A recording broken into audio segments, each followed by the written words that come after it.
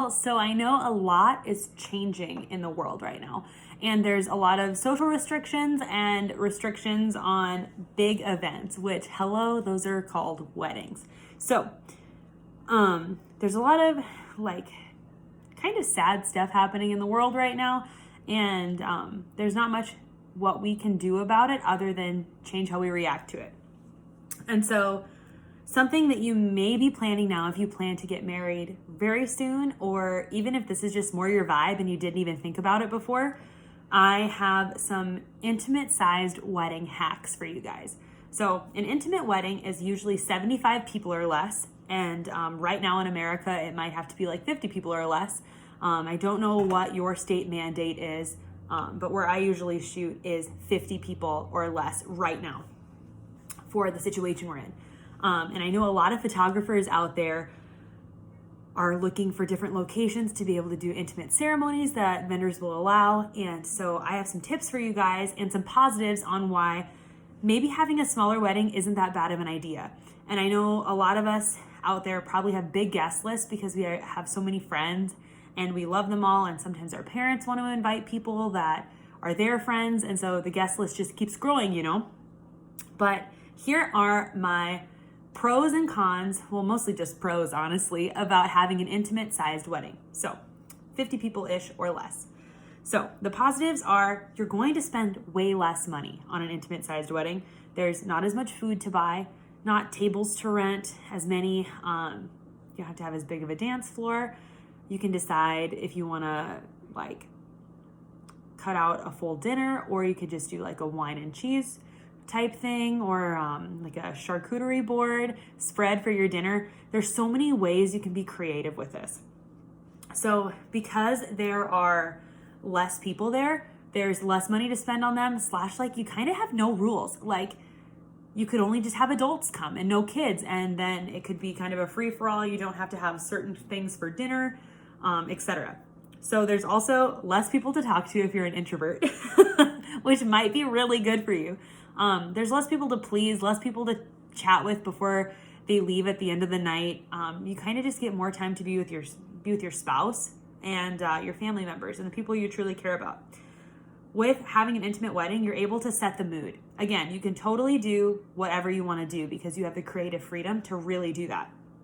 Of course, you can in any wedding situation, but with like a smaller wedding, there's really no rules. Like it's all you, baby. Literally whatever you want to do is doable. If you want to have it in your backyard, if you want to go somewhere else like Mexico and get married on the beach, you can do that. Mostly intimate weddings can also be destination weddings or even just elopements. Get married on the side of a mountain that you grew up hiking. Literally, it's up to you. You could also get married in your backyard, which is so cool and so fun. And there's so many ways that you can make it cute. Like Pinterest has the best ideas and people who have done it before for doing a backyard ceremony and reception, and just bottle it up and you do it all, and it's way less money and less time. So you're gonna have to not spend so much hourly rates on a photographer or videographer. You can have a smaller cake. There's not as much to buy. You could even just do donut bar or ice cream, whatever. It's up to you. This kind of wedding is also best for people who just want to be with their inner circle, who don't really want to invite like friends from elementary school you don't really know, or like all your cousins that you've never met. They're just so like, intimate weddings are so emotional and meaningful, and you can just tell it's just for them, and they're the couple's the only people in the world that matters that day. And of course, weddings feel like that, but sometimes they're so production-y, you know? Like there's so many things that have to go into a big wedding day, and it can be stressful, but at the same time, some people thrive on that and love that and want that to be like their day. I'm kind of one of those people who absolutely loves getting to see everyone. I'm super extroverted. I want to see all those people and I can't wait to greet them. But a lot of my introverted friends, this would be so much better for them to have a smaller sized wedding, less stress, no need to feel pressure on talking to people. They can just focus on their spouse. So, and the person they love the most, honestly, the whole reason this thing's happening. So my tips, I have some quick tips on what to do on how to start planning an intimate wedding. So it's slightly different than a normal wedding. The first thing you're going to want to do, obviously, is outline your budget. So it's going to be less, and honestly, you can spend more on your honeymoon then, so turn up. But it's going to be a little bit less because your guest list is going to be lower. Now, I think personally, you should pick your 50 top people ever that you would want there, that you couldn't get married without them in the room.